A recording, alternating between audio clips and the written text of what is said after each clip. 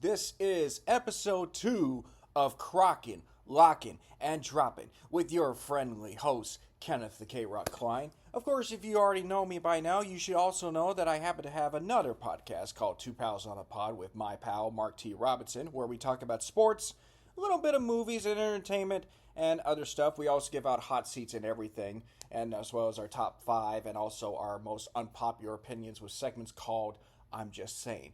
You can listen to our Two Pals on a Pod podcast on Apple, iTunes, Spotify, and Buzzsprout. But here on this podcast called Crocking, Locking, and Dropping, you can listen to on my YouTube channel. So folks, I definitely am excited to do this one. I was a little bit nervous about the first episode because obviously I wanted to start off with a subject that was very close to my heart, and also it was the first episode, but I'm really glad that we are back and talking right here on this podcast in episode 2. And folks, I got to tell you what, I wasn't really planning on doing an episode today, but there were a couple of things that were brought to my attention as far as stuff that's happening around in the news at this moment. And I decided, you know what? I might as well go ahead and do an episode just to kind of get the flow going here. It is really something that we needed to talk about, and I need to give my thoughts across and all that. So today we're going to be talking about an NBA player that has actually been banned for life for gambling. Ooh, that's scary. An NBA player getting banned for life for gambling? What happened? Well, I'll tell you. He gambled, and he got banned for life. We'll explain more of that in the details later on. And also, we're going to be talking about a professional football Hall of Famer who may be in the crossfires of a debate as to whether or not this particular individual should be removed from the Hall of Fame because of some reasons which are obvious to the massive public. We'll get more into that later on, but first and foremost, folks, I decided to ask myself another random question for you guys just to get to know me more and more. So, today my random question of the day is pancakes or waffles? I like both pancakes and waffles, but if I have to give a slight advantage to one, I'm definitely going with the pancakes. I definitely love it. Everywhere I go for hotels, whenever they ask me, what do you want for breakfast? I say, give me pancakes. Anything with pancakes. Give it, give it, give it. And no, I don't use it for syrup or anything. I use it for cinnamon sugar. Well, I use cinnamon sugar on pancakes, which is kind of bizarre and weird, but I know that there's some people that definitely like having it with pancakes with cinnamon sugar. I'm trying to think if there's people out there that use it with whipped cream or with peanut butter on there. Hey, gee whiz, I'm already getting a tasty mouth thinking about it. Yeah, definitely. I mean, it's not breakfast time, but then again, there have been some places that I've gone to for breakfast food at nighttime. IHOP I know is open. I know Waffle House is open and everything. So, there's a Waffle House not too far from here. I should probably go to that Waffle House, although it's kind of a little sketchy. I'll try to go when it's a little bit more crowded and a little bit more safer as well. Not saying Waffle House is bad. I just kind of like preferring IHOP over Waffle House as well. So therefore, I choose pancakes over waffles any day of the week. But I am not afraid to have waffles. So, sorry Eddie Murphy, I am making pancakes around here, whereas you are probably making waffles for Shrek as of this point. Okay, folks. So, a while back, I watched an HBO documentary talking about the 1951 CCNY men's basketball team that made basketball history by becoming the first college team to win the double. Basically, they won both the NCAA tournament and the NIT. And that is really rare nowadays when you think about it, because you don't have one team playing in both the NIT and the NCAA tournament. You have one team that goes to the NCAA tournament and another that goes to the NIT, depending on where they finish in the standings as well. But it was kind of a big deal back then because a lot of people were more invested in the NIT more so than the NCAA. Nowadays, it's the complete opposite. But back in those days, you had teams that played in Madison Square Garden to play their NIT and NCAA tournament because the Madison Square Garden was the best venue to play in. And CCNY, being a team from New York, they were able to win both the NIT and the NCAA tournament in the same year, which is a rare thing to happen. It's something that's never going to happen again in all of college basketball. But a couple of months later, it was determined that there was a big scandal that was taking place in all of college basketball at that time. And that was that some players for the team were caught up in a point shaving schedule. In other words, they were dictating the outcome of a game, which is really hard to control the score in a way. And they were getting money based off of that. So basically, they would do stupid things like, miss shots on purpose or not put together an effort that you would normally see on a typical game if you were watching a team play. And CCNY was caught doing that, and there were other schools that were doing it as well, but CCNY was kind of the team that got hit hard the most. There were players that got arrested, and there were players that unfortunately got kicked out of playing in the NBA, or they never actually made it to the NBA for that matter. But it was a really big deal for college basketball because that was kind of the first hint that what you thought was a normal game was actually dirty because of all the gamblers that were going on around this time. And unfortunately, point shaving scandals have happened since then. They happened at Boston College, they happened at Arizona State. Those are the only two schools that I can really think of at this moment. I'm sure there was another point shaving scandal that happened elsewhere, but the bottom line is there hasn't really been much of a point shaving scandal. However, there have been a number of gambling scandals that have gone on in all of sports these days. You think back to a couple of weeks ago when Shohei Ohtani was in the crossfire of a massive scandal where his translator supposedly was taking millions from him and inheriting him through his own bank accounts and all that. And then obviously the biggest gambling scandal of all was when Pete Rose was caught supposedly betting on baseball and betting against his own team that he was managing. Now, there hasn't really been significant evidence to suggest such, but Pete Rose, of course, has since been banned from baseball, and that was, of course, a big wake-up call for all sports, although, to be fair, there have been a number of cases of players gambling in a situation like this. And the reason why I bring up this gambling situation is because today, an NBA player by the name of Jontay Porter, who was let's just say, a bit of a fringe player for the Toronto Raptors, has received a lifetime ban for disclosing confidential information to sports bettors, limiting his own participation in one or more games for betting purposes and betting on NBA games.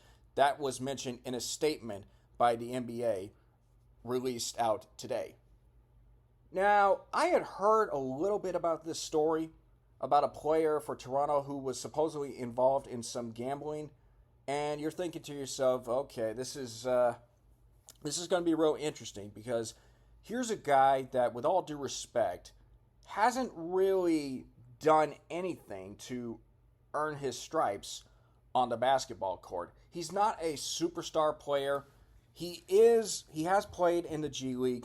The only claim to fame he has, aside from this story, is that he is related to Denver Nuggets superstar Michael Porter Jr. So that family is definitely going to have some issues going on with all this saga as of right now. But looking at some information about the player himself, reading from an article that I just picked up, he was a Missouri alumnus. He played in 26 games this season for Toronto. He averaged 4.4 points and 3.2 rebounds per contest. He also got into 11 games for the Memphis Grizzlies in 2020 and 21, averaging 2 points and 1.3 rebounds. So you're thinking to yourself, this isn't really a guy that is not, expected to be a superstar or anything. And yet, he got himself caught up in this whole saga of a mess, which is right now he is learning the hard way of what happens when you bet on sports, on the sport that you're playing in, and especially when you bet against your own team. Looking at an article right now from the USA Today, written by Jeff Zilgett. I'm sure I got that name pronounced wrong. If I did, I apologize. But I'm just reading what he says in the article. The NBA did an investigation about this, and they found that Porter disclosed confidential information about his own health status to an individual he knew to be an NBA bettor. Another individual with whom Porter associated and knew to be an NBA bettor subsequently placed an $80,000 parlay proposition bet with an online sportsbook to win $1.1 million, wagering that Porter would underperform in the March 20 game. Porter limited his own game participation to influence the outcome of one or more bets on his performance in at least one Raptors game. In the March 20 game, Porter played only 3 minutes, claiming that he felt ill. Due to the unusual betting activity and actions of the player, the $80,000 proposition bet was frozen and was not paid out. In addition, from January through March of 2024, while traveling with the Raptors, or Raptors 905, the Raptors NBA G League affiliate, Porter placed at least 13 bets on NBA games using an associate's online betting account. These bets range in size from $15 to $22,000 for a total of $54,094. The total payout from these bets was $76,059, resulting in net winnings of $21,965. None of the bets involved any game in which Porter played. 3 of the bets were multi-game parlay bets that included one Raptors game in which Porter bet that the Raptors would lose. All 3 bets lost. So basically, this guy thought it was really smart because he wasn't making as much as a superstar NBA player would. He was getting a contract that he was worthy of. A guy that was not a superstar but was making around $980-something thousand, which is more than what Caitlin Clark is going to be making in the WNBA. And that's a story for another day, which I will admit I do think she needs to be paid more because she's supposed to be the big superstar of the WNBA and they should be treating her as such. But that's a story for another day. But the bigger issue is not so much that he gambled on the games, like he bet on the games, but that he intentionally threw a game on purpose. Like the situation where he only played 3 games and he complained, oh, I got an illness, I got an illness, like my eye hurts or so. First of all, there was a reports that he had actually reactivated his eye injury in the game, and yet when you watch the highlights, there was no significant evidence of him getting hit in the eye. So that has to be a red flag if you're an NBA team or if you're a fan, and you have to be saying to yourself, why would Porter go out of his way to do this? Why would Porter basically do what is considered a violation of the collective bargaining agreement, which states, and I quote, any player who directly or indirectly wagers money or anything of value on any game or event in the association or in the NBA G League shall, on being charged with such wagering, be given an opportunity to answer such charges after due notice, and the decision of the commissioner shall be final, binding, and conclusive, and unappealable. So unfortunately for Porter, he can't appeal his suspension. He gambled. He committed the cardinal sin. And his reputation is now hurt and tarnished forever. And yet this was a player that wasn't a big-name superstar. And this is where my biggest issue goes all the way back to gambling. Now, obviously, gambling has kind of been legalized in certain areas, but when you have all these websites like DraftKings, FanDuel, Fanatics, BetMGM, and every other betting site, it's easy for people to bet on games and gamble, and it could easily be accessible to all these players. And part of the problem is this goes all the way back to 2018 when the United States Supreme Court decided that allowing more states to get in on the betting action would reap in the tax benefits. It was their decision, a Supreme Court decision, 6-2. So, because of what's happening right now in all of professional sports, you are basically allowing players access to have an opportunity to get in on the action and bet on events that should not be possible. I mean, we're seeing a lot of that going on in all professional sports. We're seeing players getting suspended for betting. Since 2018, when the Supreme Court made it legal for sports betting, there have been a total of at least 18 players in different sports that were suspended because of betting. The first time it happened was in 2019 when NFL suspended Josh Shaw, who was then a member of the Arizona Cardinals. Then you had Sporting KC's Felipe Hernandez of the MLS, who got suspended for betting on MLS games in 2021. There was Calvin Ridley, who was then an Atlanta Falcons receiver, who got suspended for the entire 2022 season. And then you had a wide receiver coach for the New York Jets, Miles Austin, get suspended for a year that very same year. Then you had Jamison Williams among 5 NFL players who was suspended for gambling in April of 2023, along with a couple of other players for the Detroit Lions and the Washington Commanders. Then you had Isaiah Rodgers of the Indianapolis Colts. Same thing with Rashad Berry and Demetrius Taylor. They got suspended in 2023. Then you had Shane Pinto, an NHL player, suspended for 41 games. This guy played for the Ottawa Senators, and he got suspended for 41 games in the NHL for gambling. I mean, the list goes on and on. But then you have all these situations with these college universities. You had the University of Colorado that signed a sponsorship deal with PointsBet, which is a Denver company. But then they ended that partnership 3 years later, thank goodness. Alabama head baseball coach Brad Bohannon was fired after he was linked to suspicious bets in May of 2023. Then you had the whole situation in Iowa where Iowa and Iowa State were involved in an investigation of 36 athletes spanning between the baseball, football, men's basketball, men's track and field, and wrestling, and one Iowa athletic department where they were all suspected of violating NCAA rules in sports. And obviously, I'm not sure if that's anything has ever come out of that as well. But this is where I have an issue. When you legalize sports betting, you are tempting even the most unrecognizable player, not the best player, to gamble and earn profits. Because they're not making the most amount of money on their contract.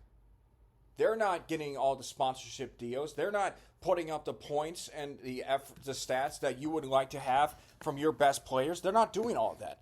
They're trying to make a living, but yet they're not making the same amount as the guys like LeBron James or Shohei Ohtani or maybe Tom Brady when he was playing. But the whole thing is people are trying to figure out ways to be tempted. It's greed. By legalizing sports betting, you are putting yourself at risk of having all these massive number of gamble scandals, if there was ever such an expression, a number of betting scandals that have taken place. You're going to have players that are going to lose paychecks and miss some games, possibly for a year, maybe for life, just like in this case, because they are tempted to make a better amount gambling than they were playing a game in the NBA. Now, I'm not saying that Jontay Porter was a big-name superstar. I mean, anybody can watch an NBA game and not really care about Jontay Porter, except for the fact that he was related to Michael Porter Jr., as I said earlier, who was making a big deal with the Denver Nuggets. But the whole thing with gambling, it's just so frustrating when you have a guy that is so tempted with making more money. I mean, this guy's making $900,000 a month. I'm not making $900,000, or not a month, but at least the salary being $900,000 for salary. I'm not making that much. And yet, he's willing to risk his NBA career, which hasn't really taken off, even though he had stints in Memphis and now Toronto. I mean, this guy was willing to put it all on the line, and yet he got caught because DraftKings apparently got suspicious of activities that was going on. And oh, by the way, he made it intentional. He basically destroyed the integrity of the sport. Well, he didn't destroy it entirely, but he made it so obvious as to what was happening. I mean, you play 3 minutes in a game that supposedly people were expecting you to play 4 minutes, and then you say, I need to come out because I got an eye injury or I'm not feeling good. You fake an illness? Really? Cut a finger. You know, bang your elbow so hard that it breaks. How do you fake an eye injury when there's nothing going on? You use eye drops for that matter. I don't get it. I mean, this is one of the most tragic things in all of sports. And yet, the thing that really bothers me is that the NBA was waiting for something like this to happen, that they decided that they're going to ban him for life. No opportunity for him to appeal. He wasn't going to appeal anyways. But you have to wonder if something like that were to happen to LeBron James or to Kevin Durant or to a guy like Patrick Mahomes or nowadays, Aaron Judge for that matter. If something were to happen to that, and those guys were caught up in a gambling scandal, do you think the sports league would do anything to suspend those players?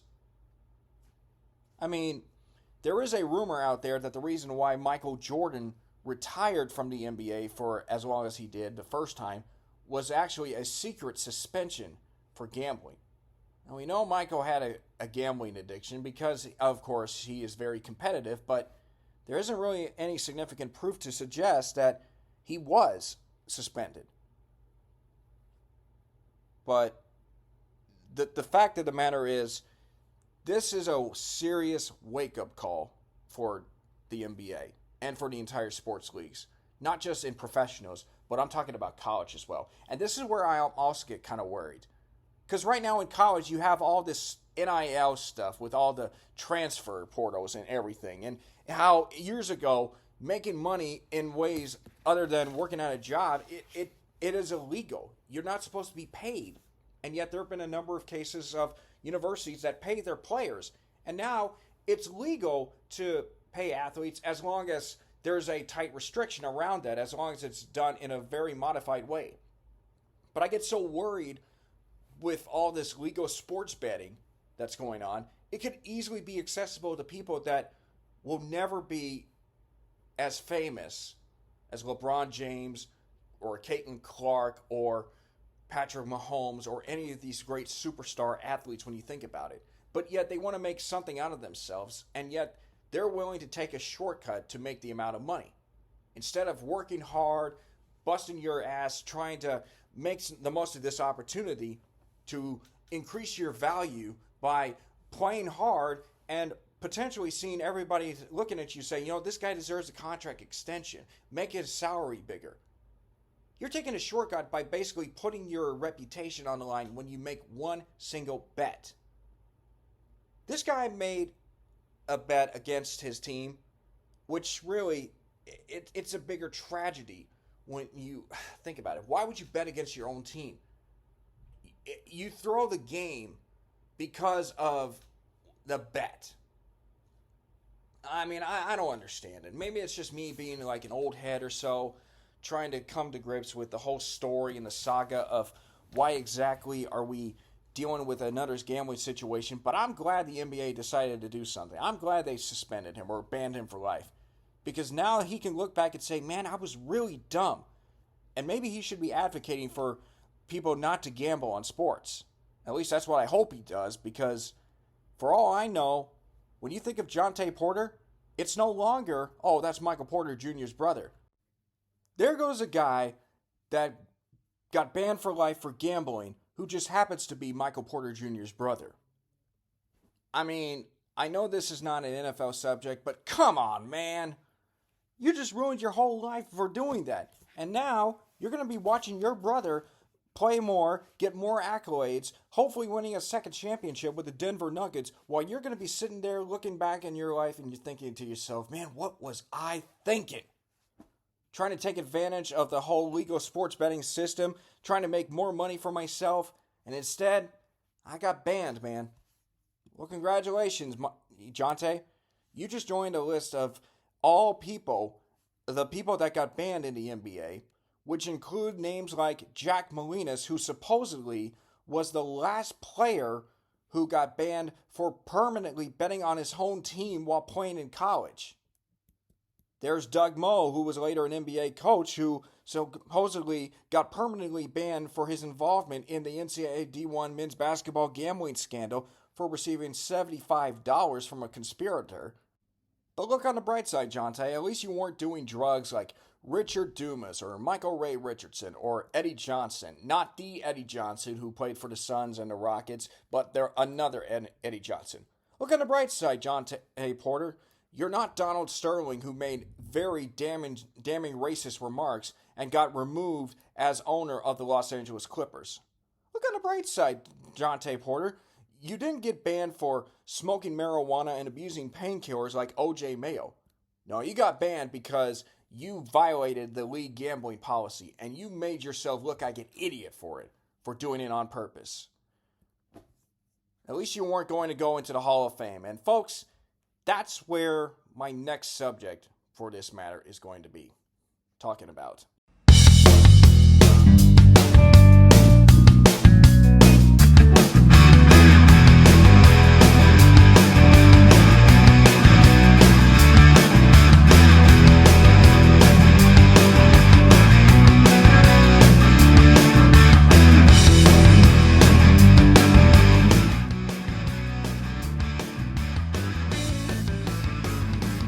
So we are back for my next subject that I want to talk about. And, I'm just thinking about Jontay Porter's situation even more. And I'm saying to myself, man, did he throw a career away? He threw an opportunity to possibly get into the Hall of Fame and everything. And the more I think about it, the more I realize he wasn't going to make the Hall of Fame, especially with the way his career was going. But for sure, he wasn't going to make the Hall of Fame. And yet, when you think more about some of the biggest suspensions in all of the NBA history for violence, you think about Latrell Sprewell getting suspended for a season for choking his coach, or Kermit Washington for getting suspended for 60 days for punching an opposing player, or you think about Ron Artest jumping into the stands in Detroit, all because somebody that he thought threw the cup at him, just for the sake of punching him, and he got suspended for the rest of the year because of that. But yet,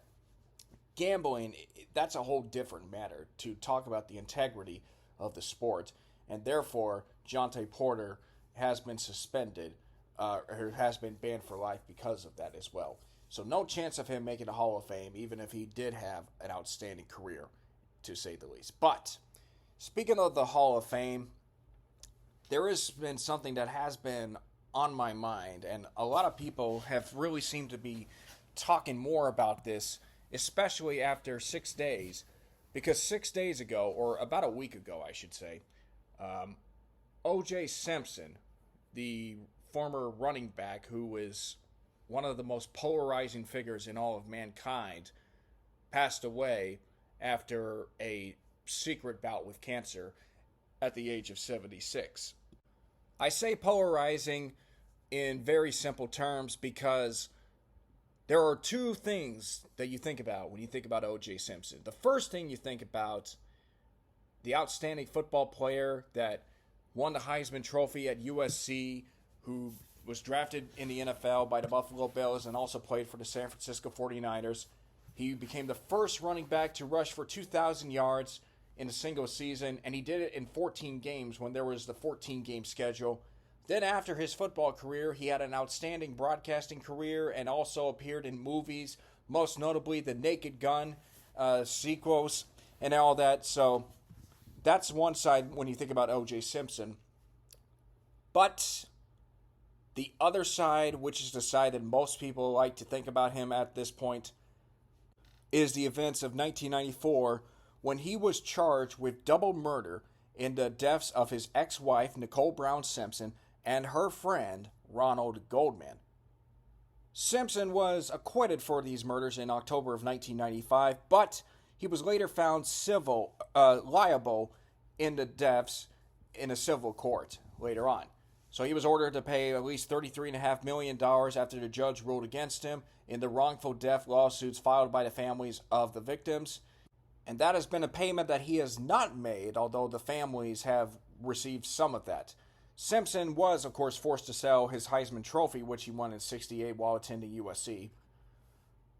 So, basically, everybody has been talking about this whole O.J. Simpson saga for a long time, and everybody has an opinion on whether or not he committed the crime. Most people say that he committed the crime, and I'm not going to give my opinion on here. I mean, I have an opinion, but personally, out of respect for those that have opinions that differ from each other, I'm not going to reveal it just because, everybody might still have an issue even talking about it to this day.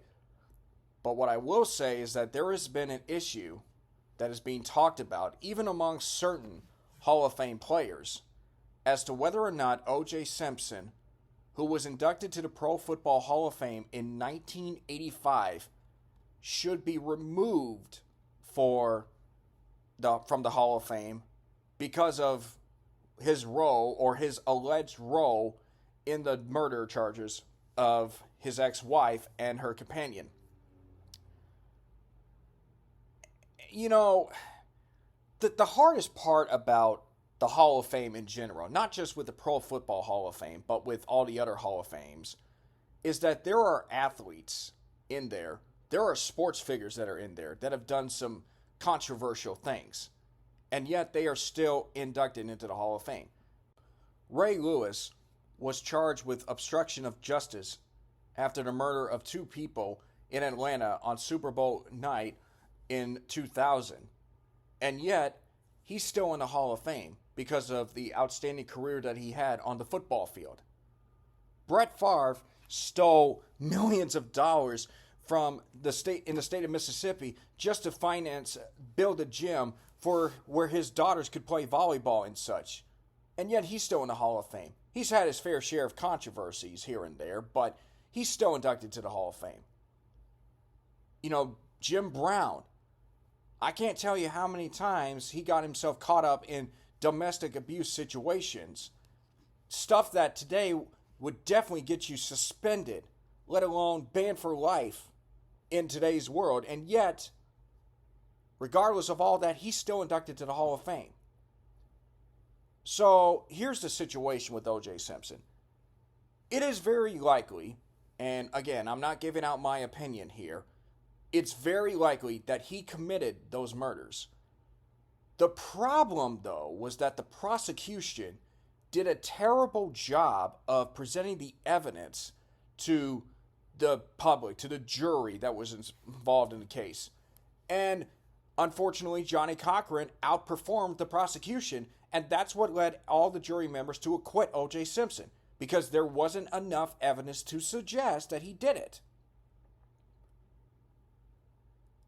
The problem is he was found guilty in a civil lawsuit, which is a completely different matter. But in the court of justice, he was found not guilty.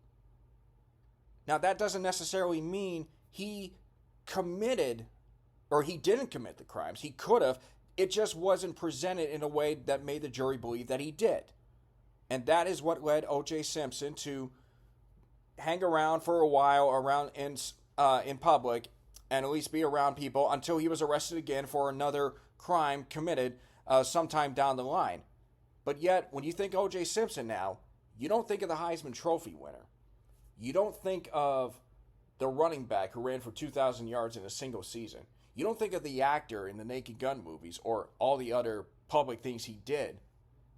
You think about that trial, which is arguably the most famous or infamous trial in the history of mankind.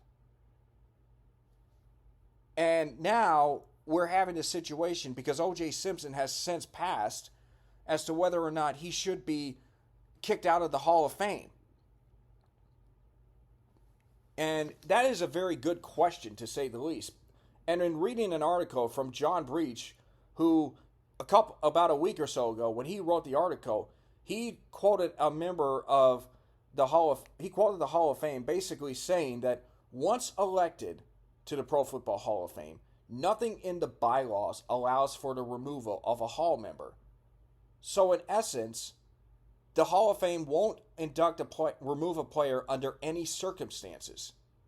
Now that's going to be hard to deal with for those fans who still believe he did it, because chances are when they walk into the Hall of Fame room and they see all those famous busts of all the players that are inducted and they see his, they're going to probably look at it and I'm sure they want to defame it or defecate on it or do whatever, because after all, there have been some crazy people that have done things. Like, I know that the Mona Lisa in France has been attacked not once but twice because of all like these protesters for environmental issues and all that stuff. I mean, that's the most famous painting in the world, and it got attacked, which just shows you how crazy this society has been.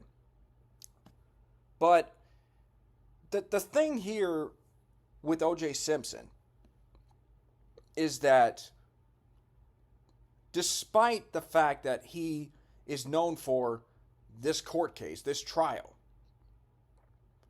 his career in the NFL was really a stellar one. I mean, you can't really argue that the guy, based on his football career, should not be inducted into the Hall of Fame. He led the league in rushing 4 times in 11 seasons. He was the NFL MVP in 1973. He then had that incredible 73 year where he broke 2,000 yards. He didn't win a Super Bowl, but he still put together a great career that it was respectful enough for people to induct him into the Hall of Fame. Now, all of a sudden, you have this situation that's happened. But the problem is, once you're inducted to the Hall of Fame, there's nothing that can be done to take you out of the Hall of Fame. That's what it says in the NFL or Pro Football Hall of Fame bylaws. And maybe that's where the problem is. Because the Hall of Fame is supposed to be a permanent thing. Once you're in the Hall of Fame, you're in the Hall of Fame. Now, granted, there have been a number of cases where great athletes aren't in the Hall of Fame because of some controversial things that they got themselves into. Pete Rose, I talked about earlier, who got caught gambling and betting on his own team, or alleged to have betted on his own team. And yet, the reason why, he signed a deal, or it was agreed that he would not be inducted into the Hall of Fame, and yet there have been a number of cases for him to get back into the Hall of Fame, but to this point, it doesn't seem likely that he will be inducted into the Hall of Fame. And part of the reason why that's the case is because he lied about it for many years. He said, I never betted on baseball. I never did this. Whatever they said I did, I didn't. And yet, it wasn't until when he wrote a book on his career that he finally admitted that he bet on baseball. And yet, by that point, people didn't really trust him because you couldn't really tell whether or not he did it or not. Now, he's admitted that he did it and it was wrong, but yet, this whole thing with the gambling situation that I talked about earlier has really hurt his reputation and his image. Because Pete Rose was an incredibly gifted player, one of the greatest baseball players of all time, the all-time hits leader and everything, and yet he's not in the Hall of Fame because of this situation. But OJ Simpson was inducted to the Hall of Fame, and now you got people wondering if he really should be in there or not. And there's been a number of NFL players that have said that maybe he shouldn't be in the Hall of Fame because of it. First of all, he was found not guilty in a court of justice. And again, I'm not saying that he didn't do it. I'm saying that there's really no way you should remove a guy just because of some controversial thing that he did from the Hall of Fame. The Hall of Fame is supposed to be for your contributions to the game of football or in the sport. What contribution to the game of football did OJ Simpson bring by being involved in this court case? Nothing, except that he was a former football player. There have been a number of former football players that have been tried and have caused crimes, but that what they did not have anything to do with their performance on the field. It's basically what they did off the field that's the difference. And I understand it's hard to separate the person from the professional athlete side, because at the end of the day, they're the same person.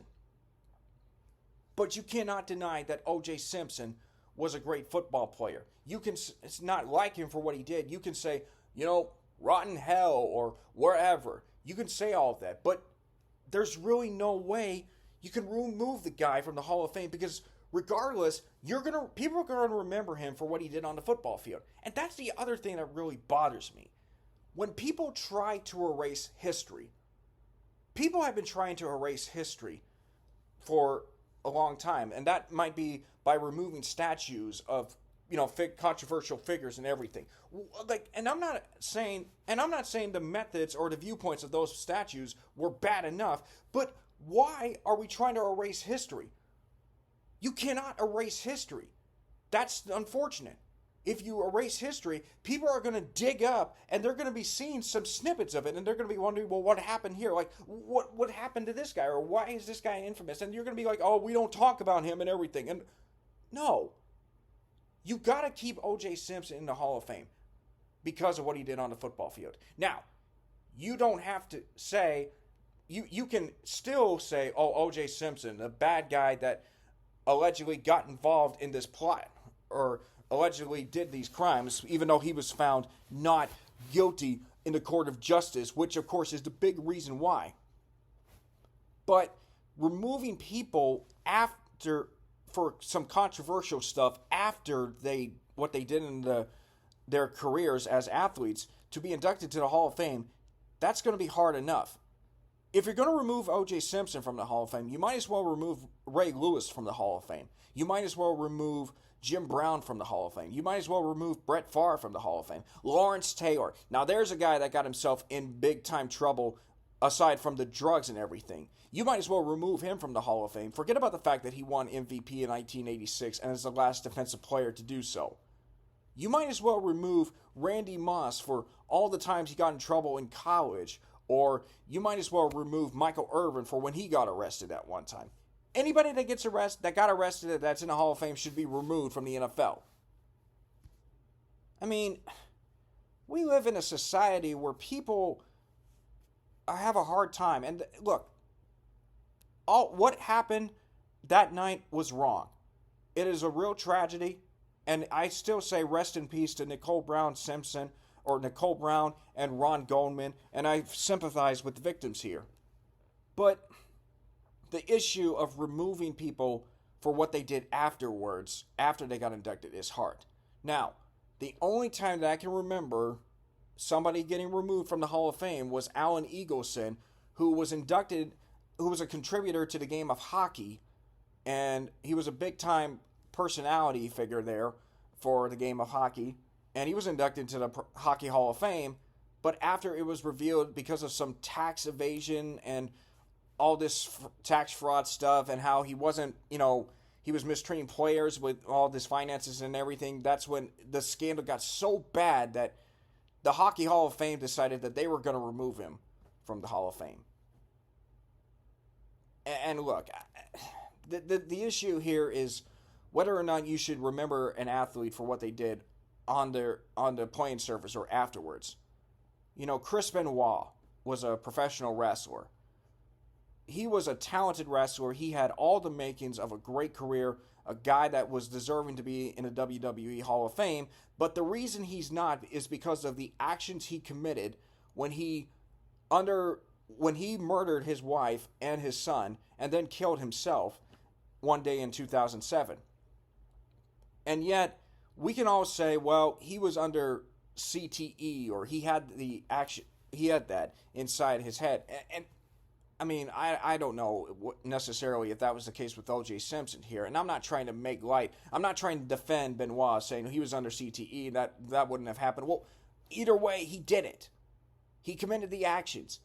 And this was before he could have easily made the Hall of Fame. Instead, he's not even a candidate for the Hall of Fame. Ray Rice, going back to the NFL. This guy was one of the best running backs in all of the NFL. This guy had the makings of a great career, and yet he got caught on video abusing his wife, and he was suspended and has not been back in the NFL since then. No one wants an domestic abuser, because now everybody is taking domestic abuse very seriously. I can't tell you how many people in the Hall of Fame did some domestic things. Warren Moon was a guy that got in trouble for in a domestic situation. But the hardest part about the situation with OJ Simpson is he was already in the Hall of Fame, and there's a side to him that was remembered for his career in the NFL. And if you want to remove O.J. Simpson from the Hall of Fame, if you want to cancel him for life, guess what? Don't show the Naked Gun movies. Don't put him on TV, because guess what? He's in those movies. People are still going to watch that. Don't show it on TV. Get rid of every Naked Gun movie possible if you don't want to see that. What's done is done. What happened, happened. I'm not saying that O.J. Simpson should be remembered for his positives, because unfortunately what he did afterwards will overshadow him for the rest, obviously it overshadowed him for the rest of his life, and it's going to overshadow him even after death. But the issue here is you cannot remove a guy, you cannot remove history. The Pro Football Hall of Fame to this point has not removed him from the Hall of Fame, and unless otherwise specified, that's where he is. Whether you like it or not, O.J. Simpson is a Hall of Famer. It's just unfortunate that He's a Hall of Famer that is best remembered for what he did off the field rather than what he did on the field.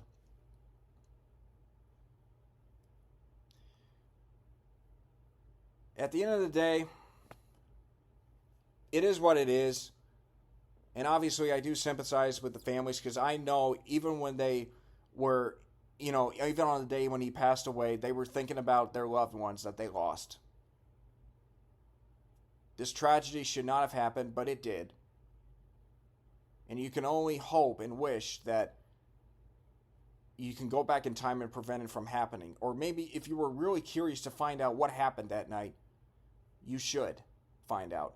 Or maybe some things are better left unsolved. We will probably never know what really happened that night. Now, we have people that's acquitted him in the court of justice, but we had people that found him liable in the civil court of the lawsuits. But the hardest thing about history is it's not always going to be perfect. There is no perfect thing in this world. History in the past has been controversial. History in the present is controversial. And I guarantee you that history in the future will be controversial. There's always going to be controversy.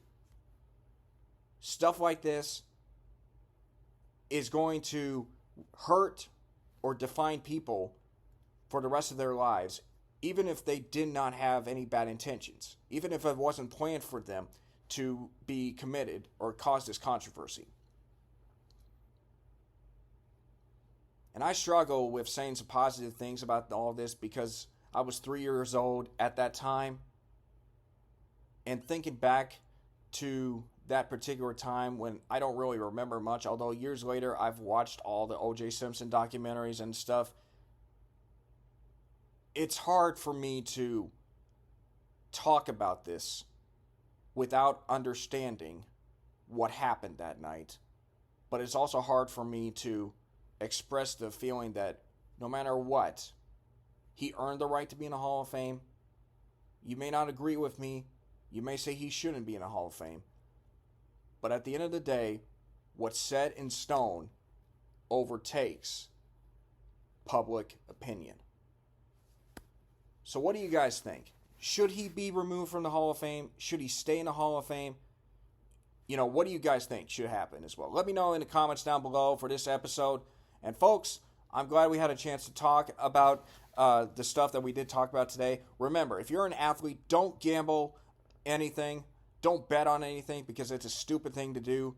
And folks, next episode, I promise you, we'll make it a little bit more lighthearted and a little bit more enjoyable. But these two things were something that were really bothering me, and I just wanted to get my thoughts about this. Let me know what you guys think down below in the comments, and I hope you guys continue to subscribe to my YouTube channel, and hopefully I will see you guys next time on the next episode of Crocking, Locking, and Dropping with the King.